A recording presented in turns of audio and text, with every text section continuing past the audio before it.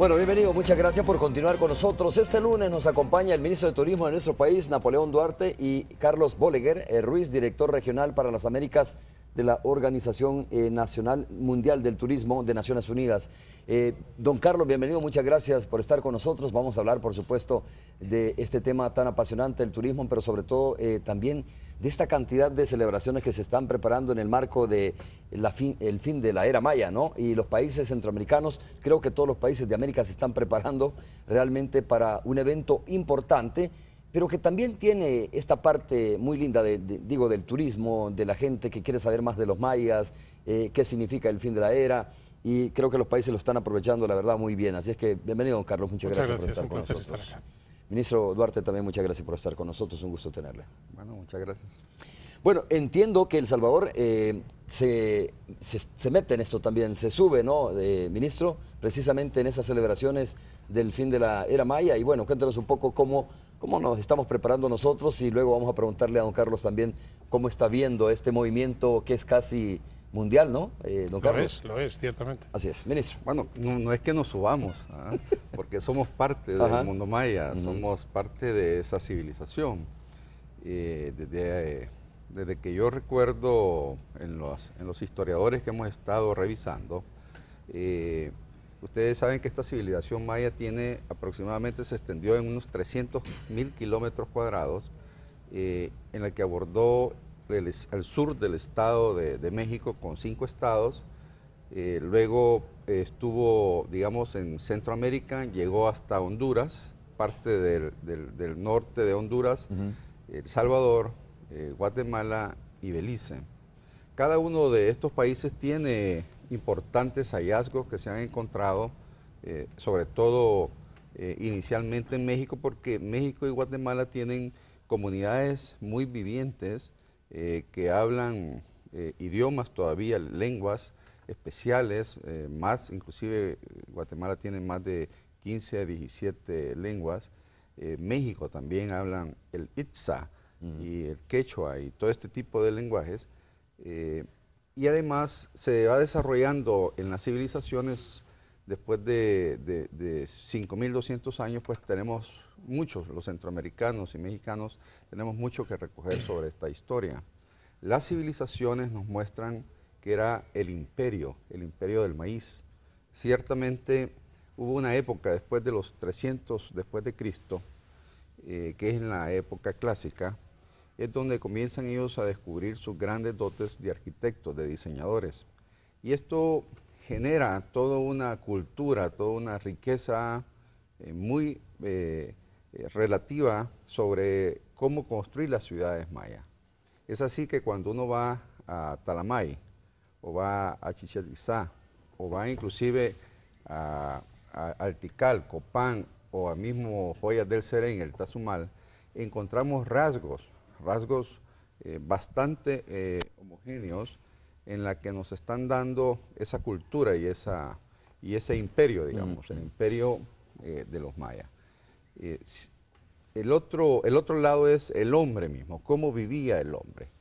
Y era un hombre que históricamente lo dibujan como un hombre trabajador, un hombre de familia, un hombre guerrero, un hombre ingeniero, astrólogo, un hombre que estaba ligado al tiempo, que estaba ligado a la economía. Ellos tenían su propio sistema de vida y tiempo. Mantenían una relación armónica con la naturaleza y trabajaban sobre los 4 puntos cardinales y establecían, por ejemplo, los ríos como una carretera. Transportaban todo lo que era su forma de ser, la comercialización de sus productos, cosechaban productos agrícolas y guardaban, tenían procesos de almacenamiento para eso. Cambiaban de ciclos dependiendo del solsticio, establecían las relaciones entre comunidades y vivían, digamos, entre las selvas, manejaban mucho los conceptos de los animales y trabajaban especialmente con algunas piedras preciosas. El jade, por ejemplo, cuando se descubren hallazgos importantes en la historia, el jade es una piedra maravillosa para ellos. Y hay también varias piedras que ellas lo utilizan como una especie, una piedra que es el vidrio, que le dan para la caza, hacen las lanzas y hacen el proceso para cazar, para pescar. Esto ciertamente da una idea de lo que estas generaciones eran. En algunos claro, es toda lugares, una riqueza cultural, obviamente, ¿no? Y en algunos lugares, digamos, los tamaños de las personas eran relativamente bajos. Usted puede observarlo cuando va a Joyas del Serén, porque es el único lugar que es patrimonio de la humanidad, que es cómo determinan cómo vivían ellos. Y eso nos da un elemento más para decir que en El Salvador, aparte de que teníamos ceremonias y que había muchos sitios arqueológicos que no están descubiertos, porque esto cuesta mucho dinero, ahora podemos decir que si El Salvador pudiese en algún momento comenzar a explorar, a investigar, a traer científicos, estoy seguro que encontraríamos mucho más, muchísimo más de lo que hasta este momento hemos mostrado en el país. Y eso es interesante, ¿no, Carlos? A ver cómo se puede tener el apoyo, porque tal como dice el ministro, pues obviamente es una riqueza cultural enorme que mucha debe estar enterrada todavía, que no es visible todavía, que no podemos verla porque se necesita de mucha excavación quizás y mucha plata, como dice el ministro, ¿no? ¿Cuál es el apoyo que ha recibido precisamente los países centroamericanos, si se quiere, para evidenciar esa riqueza cultural? Yo creo que precisamente, tal y como relataba el ministro, la cultura maya es una cultura de una riqueza impresionante, y creo que lo fundamental es proyectarla a nivel mundial. Y precisamente el Bactum este año está permitiendo ese nivel de proyección, que la población mundial perciba de una manera mucho más clara qué es lo que ha significado la cultura maya para el mundo y qué es lo que realmente está sucediendo en esta zona del planeta. Nosotros desde la Organización Mundial del Turismo hemos venido acompañando muy de cerca todas las iniciativas de la Organización del Mundo Maya, como relataba el ministro, configurada por 5 estados de México, Guatemala, Honduras y El Salvador y Belice en cierta medida, y realmente creemos que el impacto que se está produciendo a nivel mundial es muy beneficioso para el posicionamiento de la región también desde el punto de vista turístico. Y probablemente los resultados que se obtengan de todo lo que se está haciendo, de todo lo que se está sembrando, no se van a ver hasta en el transcurso de los años. Veremos cómo la región se posicionará mucho más claramente, cómo se generarán una serie de atractivos nuevos, cómo habrá un mayor interés por parte de la población mundial en visitar estos países como consecuencia de este fenómeno. Y eso, don Carlos, es importante. ¿Cuánta gente realmente a nivel mundial conoce de los mayas y su riqueza, ¿no? de la cultura maya realmente? Porque, perdone, ¿no? Solo digo, por supuesto que este es un privilegio nuestro, ¿no? de los países donde se instalaron los mayas, donde dejaron la cultura los mayas. Y esta es una oportunidad grandiosa para catapultar el turismo regional, el turismo de México, de Centroamérica a nivel mundial, ¿no? Pero digo, ¿cuánto los países del mundo conocen de la cultura maya realmente? Yo creo que no lo suficiente. Es muy conocida en determinadas partes de las Américas y no en todas, pero en el resto del mundo todavía es una cultura no lo suficientemente conocida y percibida, o conocida si quiere muy superficialmente. El Bactum lo que va a permitir, lo que está permitiendo ya, es que se hable mucho. Y bueno, hemos estado viendo cómo se ha hablado en unos términos, si se quiere, un tanto frívolos. Catastróficos también a veces, ¿no? Sí, pero que también han ayudado, en cierto modo, a crear un poco de perspectiva, de interés. Bueno, ¿qué será eso exactamente? Y sobre eso también los científicos han podido ir elaborando un poquito más de lo que esto significa, del cambio de la era, de la nueva era maya. Y además yo creo que se produce en un momento muy interesante del mundo, donde muchas cosas están cambiando en el mundo. Hemos asistido a una crisis financiera de la que el turismo, por cierto, ha salido mucho mejor parado que otros sectores productivos. Se están produciendo cambios en valores, en principios, en la forma en la que vivimos. Nos estamos planteando cómo tenemos que afrontar los retos, los desafíos del futuro. Y yo creo que en ese contexto está encajando muy bien la nueva era maya, que era lo que los mayas verdaderamente estaban prediciendo, que era lo que nos estaban diciendo. Y yo creo que eso es lo que realmente ha suscitado un enorme interés a nivel mundial. Ministro, y cuando explicamos nosotros, digo, los países centroamericanos al resto de las Américas, esta situación del Bactum, del tema del fin de la era maya, ¿cómo lo estamos diciendo? Porque digo, y estamos escuchando a don Carlos, ¿no?, que también tiene dimensiones catastróficas. Muchas veces se habla de que va a ser el fin del mundo, obviamente. Sabemos que es el fin de una era y que comienza otra era, pero ¿qué significa eso? Para explicar la cultura maya hay que entenderla, ¿no?, obviamente, y no sé si la entendemos y lo hemos entendido lo suficiente para ir a decirles a los demás qué significa esto. Bueno, aquí hay como varios puntos de vista. Ciertamente en el mundo lo que se está diciendo es el punto de vista catastrófico. Ustedes ven programas de televisión que, entre comillas, se puede decir que son científicos, en las que hay gente que han hecho búnker.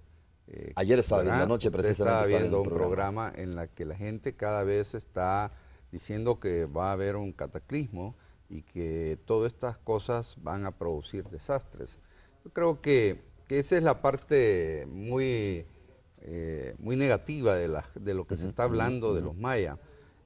Ciertamente en nuestros países, nosotros tomamos una decisión en la Organización Mundial del Turismo, en la Organización del Mundo Maya, que nos permitiese valorar cuáles eran los aspectos positivos que nos llevarían a, digamos, a comenzar a colocar los mayas a nivel internacional y que nos produjera desde la perspectiva de turismo una relación positiva. Es decir, es cierto, no es conocido como otros imperios, como otros países, pero tiene un valor agregado muy importante en la que este es como un lanzamiento de este Bactum nos ha permitido desarrollar toda una estrategia como para que los próximos años todas estas zonas arqueológicas sean parte de las rutas turísticas, que venga una mezcla interesante entre los lugares y las rutas, digamos, convencionales, tradicionales, con unas rutas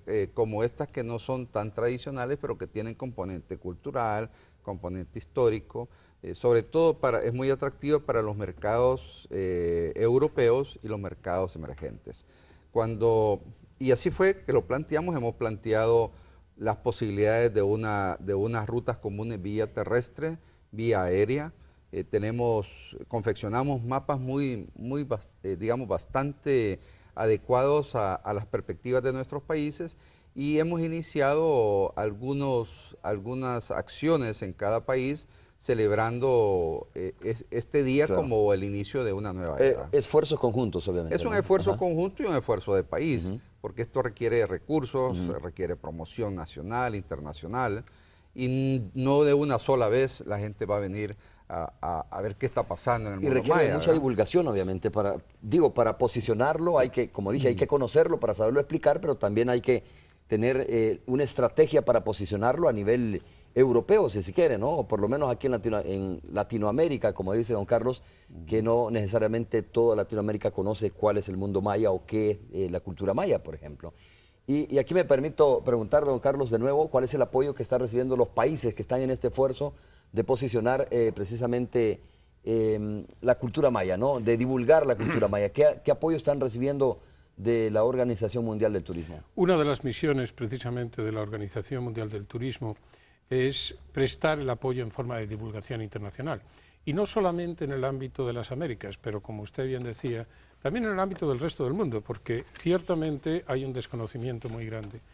Otro área que es fundamental y en donde El Salvador ha trabajado muy bien últimamente es el área de medición de estadísticas. Tenemos que saber todas estas iniciativas, finalmente, qué es lo que generan, desde el punto de vista de flujos turísticos, desde el punto de vista de derrama económica como consecuencia de esos flujos. La Organización Mundial del Turismo ha desarrollado la metodología de las cuentas satélites de turismo.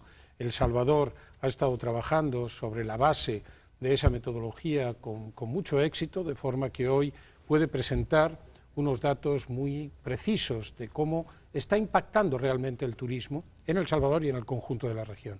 el ámbito de la integración regional entre los países, porque el turismo no solamente, y desde la perspectiva de la OMT es lo que estamos apoyando a los países, no solamente es un generador de rama económica, de creación de empleo, de mitigar la pobreza, sino que también es un componente social de gran vitalidad, de gran importancia, de unir a los pueblos en proyectos comunes, de un mejor entendimiento entre unos pueblos y otros. Y esa, en definitiva, es un poco la función que la OMT, independientemente de los apoyos de carácter técnico que puede estar prestando, están fundamentalmente los apoyos políticos en el ámbito de divulgación internacional, de que realmente se entienda qué significa el turismo, porque todavía existe una percepción quizá un tanto limitada, un tanto equívoca, de cuáles son los verdaderos efectos que la actividad turística tiene en la sociedad. ¿Por qué dice usted un tanto limitada o equivocada? Porque no hay un entendimiento a nivel mundial claro de lo que significa el turismo. Asociamos el turismo excesivamente al concepto ocio y no lo llevamos más allá.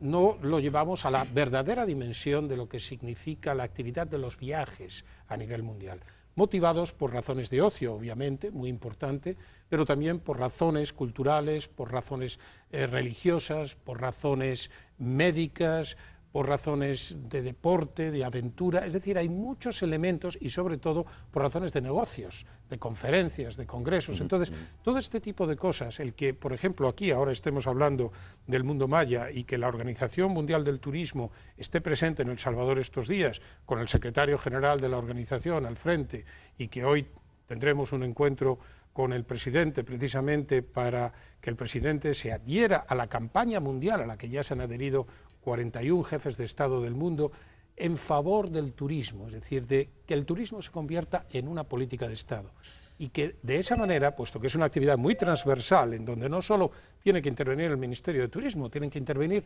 muchos otros departamentos ministeriales. Bueno, y los distintos órganos del Estado, ¿no? Por ejemplo, a veces hay que readecuar alguna legislación que es importante, a veces es importante también en materia de seguridad pública. Usted sabe que es un elemento clave también para desarrollar el turismo, aunque hay experiencias que nos puedan decir lo contrario. Guatemala tiene niveles de violencia muy fuertes, pero tiene buen turismo, ¿no, ministro? De repente. Pero digo, es como el trabajo armonioso de los distintos sectores o órganos del Estado que tienen que articular esfuerzos, ¿no? Por ejemplo, digo, me refiero al tema de la legislación, que es importante muchas veces readecuar la legislación. Ciertamente todos los países tenemos un reto. Carlos ha puesto en muy buena perspectiva cuál es el compromiso y cuál es la visión que deberíamos de tener en los próximos 20, 30 años. Y creo que sí, creo que falta muchísimo. Hay países desarrollados con excelentes noticias en el mundo.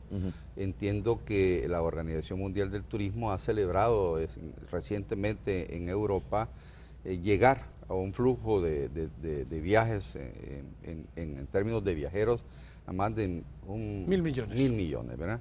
Es decir, hay muchísima gente que viaja a los países con muchas expectativas, no solamente los viajes de ocio, como se hacía referencia, sino que va a visitar a su familia, va a visitar a sus socios, va a hacer negocios, estableciendo esa conjugación de esfuerzos de pueblos. Por ejemplo, qué mejor que el Campeonato Mundial de Fútbol en Brasil, que va a ser un evento extraordinario. Los brasileños van a tener la gran oportunidad de poner a su país en la disposición, porque son eventos en los que llega mucha gente y lo ve mucha gente. Ahí es donde las estrategias convergen, estrategias de mercado y comercialización.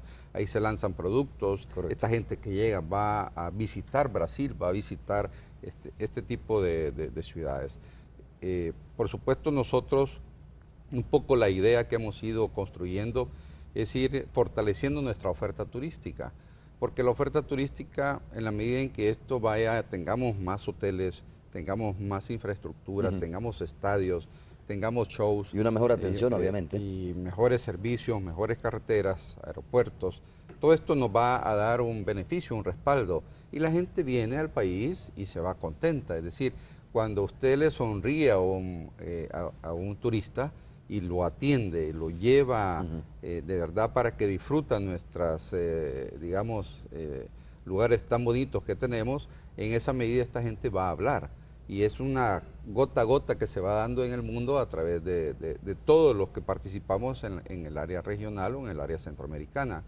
De tal forma que nosotros estamos prestos, listos, como para ir acompañando este esfuerzo de los países, pero también la OMT nos está dando este aporte. Él no lo ha dicho, pero por ejemplo, él nos ha acompañado en muchas ocasiones a nivel de Latinoamérica y a nivel de Centroamérica en los proyectos que hemos ido generando, la participación misma de nuestros países.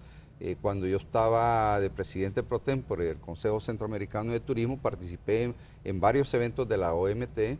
También fui parte de una comisión especial que ellos tienen en Latinoamérica, y cada vez que podemos los acompañamos, porque los foros internacionales, los foros donde el secretario general de la organización va a dar su exposición, su forma de conducir, digamos, el turismo a nivel mundial, los ministros de turismo acompañamos este esfuerzo con nuestras investigaciones, con nuestros estudios, con el debate, hacia dónde va, cuáles son las debilidades que inclusive los ministerios de turismo a nivel del mundo tienen. Se ha discutido ese tema con bastante profundidad y creemos que todos nos debemos de orientar a establecer políticas de Estado, políticas públicas que nos lleven y coadyuven el esfuerzo no solamente de traer turistas, sino que de establecer esa conexión con el ser humano, de favorecer esos empleos que sean de mejor calidad, esas divisas internacionales que penetren la condición de vida de la persona. Y lo que nos da el compromiso a los ministros y ministras de turismo, que realmente llegue esa derrama a los sectores más vulnerables. Por eso hablamos en su mayoría, y en los foros así lo hacemos, hablamos de los micro, pequeños y medianos empresarios y también de los grandes empresarios.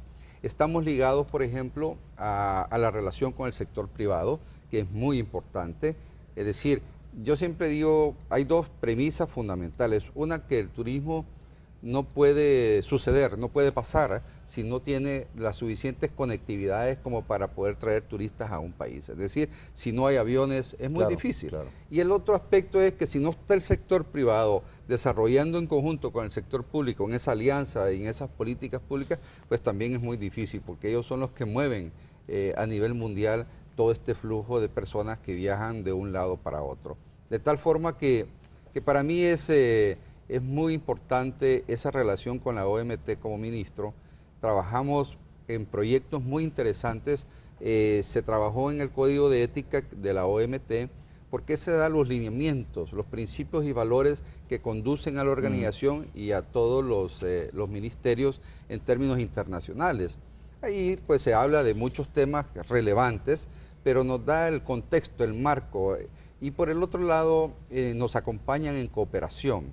Ellos tienen experiencias, buenas experiencias en otros países, y estas buenas experiencias nos las trasladan, digamos, con bastante definición y especificidad, y en la que los países como los nuestros son muy beneficiados en esta cooperación. Bueno, los peores enemigos creo, don Carlos, ¿no?, que los peores enemigos que tiene precisamente el desarrollo del turismo probablemente sean las crisis económicas, ¿no?, como las que han golpeado recientemente 2009, si mal no recuerdo, 2009, que fue una recesión fuerte en Estados Unidos, que afectó a varios países latinoamericanos, incluso europeos, y hubo una baja precisamente en el movimiento turístico. Ahora creo que ya hemos superado un poco eso, ha vuelto a tener los países el auge turístico que se esperaba, pero la pregunta es, ¿cuáles son los obstáculos, más allá de la crisis, qué otros obstáculos está enfrentando el desarrollo turístico a nivel mundial o a nivel de las Américas? Realmente,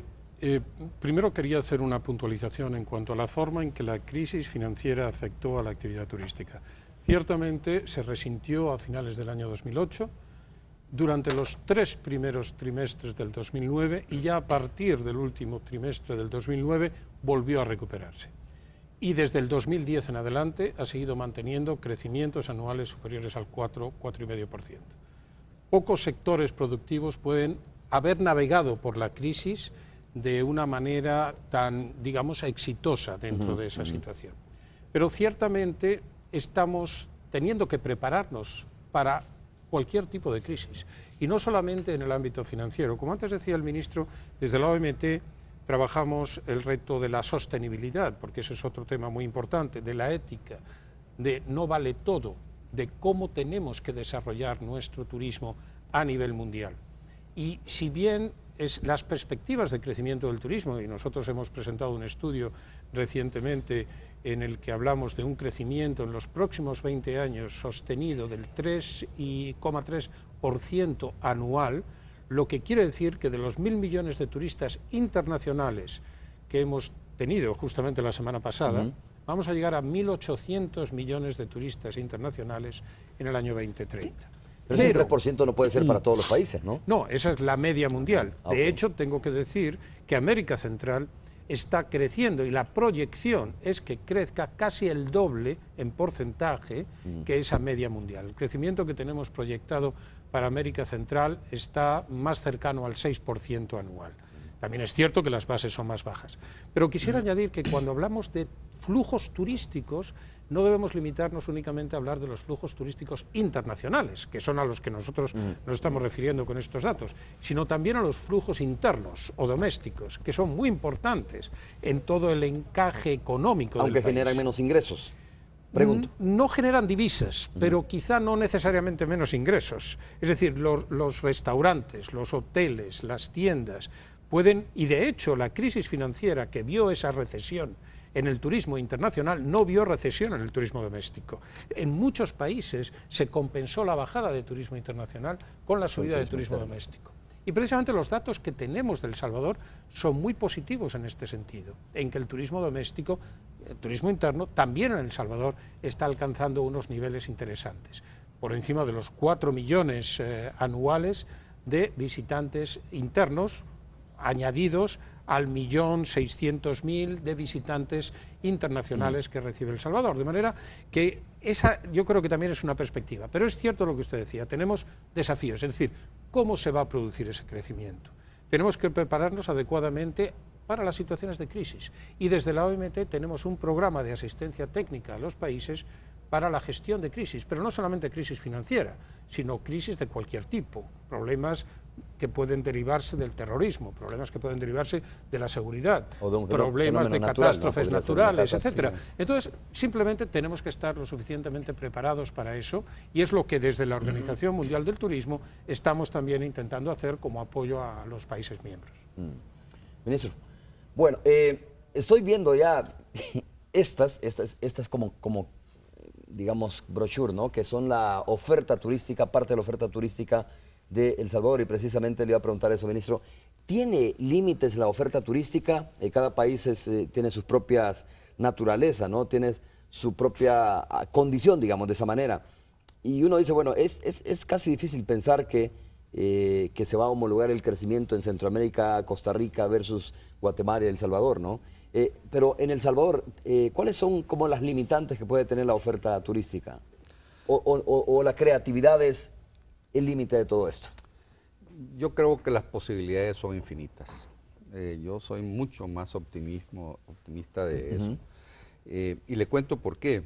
El Salvador tiene condiciones muy especiales, aunque es un territorio pequeño, permite incorporar las especificidades, aquellas pequeñas cosas que les encanta a los turistas. Nosotros tenemos, quizás lo más importante es la cultura, la gente, las expresiones, la sonrisa, el esfuerzo que estamos haciendo con cada uno de ellos, la artesanía, las pequeñas cosas que todavía no hemos ni siquiera pensado en explotarlas como un producto turístico. Le puedo poner muchos ejemplos. No es el río común que tienen algunos otros países para hacer algunas actividades deportivas, sino que estoy hablando de posibilidades de cascadas que tienen 70, 80 metros que nadie las conoce, de caminos y de caminatas que nadie nunca ha estado presente y que los municipios están observándolos, culturas diversas de 262 municipios con historias diversas en más del 80% de nuestros municipios. Tiene una especial amplitud de poder desarrollar una inversión turística de mucho impacto y además que pueda ser sostenible porque los planes de desarrollo no se han ido haciendo de a una velocidad como otros países. Si usted va probablemente, y Carlos nos puede hablar acá sobre el avance que tuvo España, por ejemplo, en cuanto al desarrollo turístico de la zona sur, y ustedes verán que ahora no hay lugar donde construir nada, especialmente en la parte de la costa. Sin embargo, nosotros tenemos 320 kilómetros de playa que están prácticamente sin construir, y en la medida en que nosotros podamos los salvadoreños proyectar en los próximos 50 años este desarrollo y el plan de desarrollo, el plan maestro, con los grandes proyectos que tenemos va a ser mejor. Voy a ponerle el ejemplo. Fomilenio, que es la cuenta del milenio, que va a ser el segundo proyecto del próximo año, esto va a tener una inversión cercana a los 300, 325, más o menos. Esto va a venir a enriquecer el recurso humano, por ejemplo.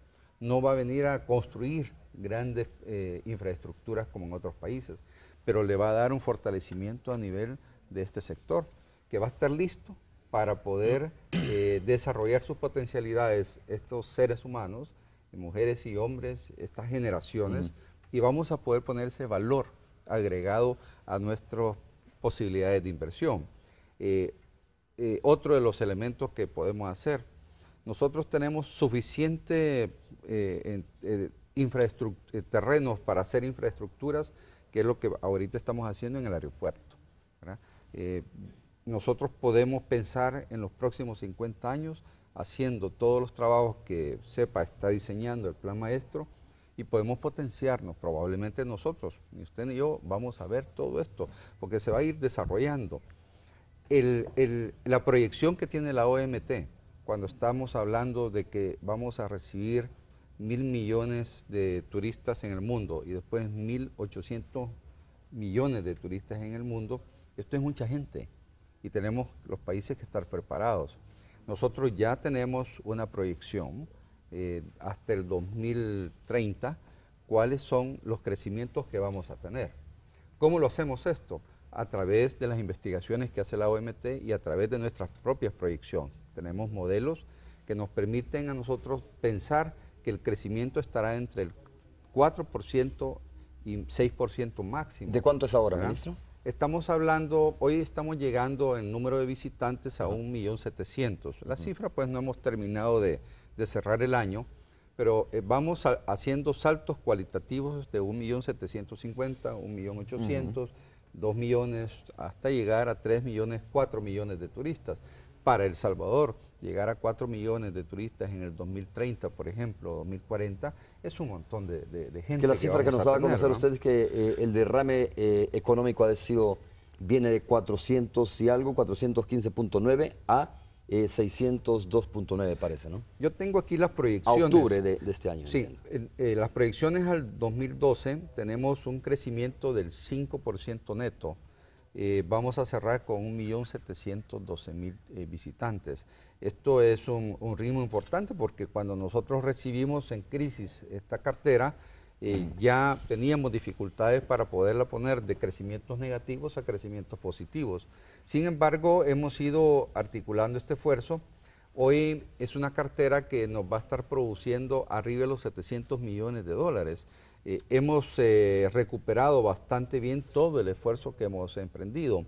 Tenemos proyecciones al 2014 de entregar esta cartera con 1.800.000 visitantes. Es decir, creemos que lo podemos hacer, tenemos los espacios para hacerlo, tenemos las capacidades instaladas, tenemos ya los equipos humanos como para poder irlos desarrollando y sobre todo pues vemos un potencial.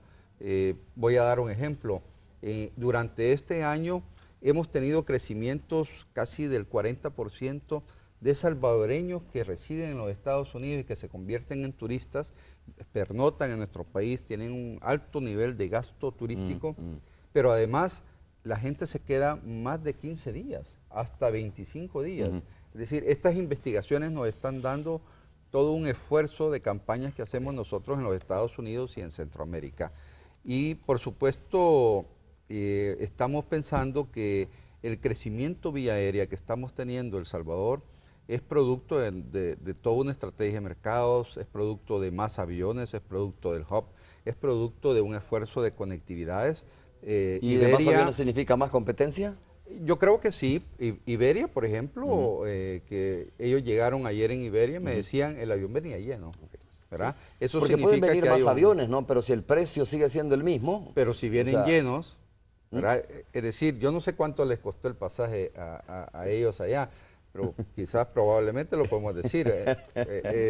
Yo lo podría decir si lo supiera ahora mismo, pero no lo tengo en mente. No, bueno, tengo que hacer la pausa comercial correspondiente, si es que es un punto que siempre, obviamente, los periodistas preguntamos, nos decimos, mire, ¿cuánta competencia hay en el país realmente, ¿no? ¿Qué tan caro, qué tan barato es desplazarse de un país centroamericano a otro? Y sé que se está haciendo esfuerzos por tratar de bajar los costos realmente mediante la competencia, que sería la mejor manera, pero pueden haber más aviones, pero si siguen teniendo los mismos precios, si esto no genera una baja, por ejemplo, en el costo del pasaje, de nada sirve que haya más aviones, ¿no? Simplemente habrá más buses para ir, pero el bus cuesta lo mismo. Vamos a hacer la pausa, regresamos, vamos al tráfico vehicular.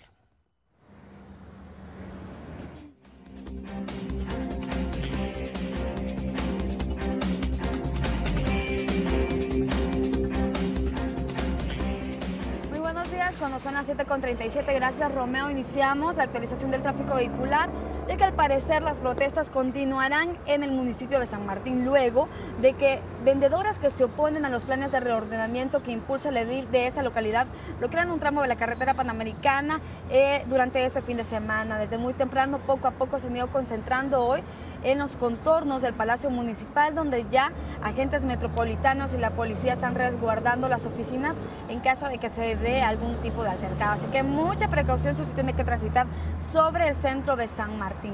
Mientras que nos informan hace algunos minutos de un leve choque para incorporarse de la Terminal de Oriente sobre el Boulevard del Ejército. Así que también eso generó y genera a esta hora del día tráfico pesado. Y un accidente también que se registró en el kilómetro 16 de la Troncal del Norte entre dos vehículos particulares. Está generando también fuerte congestionamiento. Algunos dicen de que está bastante lento para llegar en el carril que conduce de Apopa hacia San Salvador. Nuestra compañera, nuestra gran amiga Elena también nos informa de que el tráfico se vuelve pesado también sobre la carretera de Los Chorros justamente después del Turicentro y a la entrada a Santa Tecla. Así que si usted viene desde el occidente del país, pues ármese de paciencia, ya que sin duda se encontrará con problemas al llegar al Turicentro Los Chorros. Con esto nos vamos a una nueva pausa, pero regresamos con más de Hechos Ahí.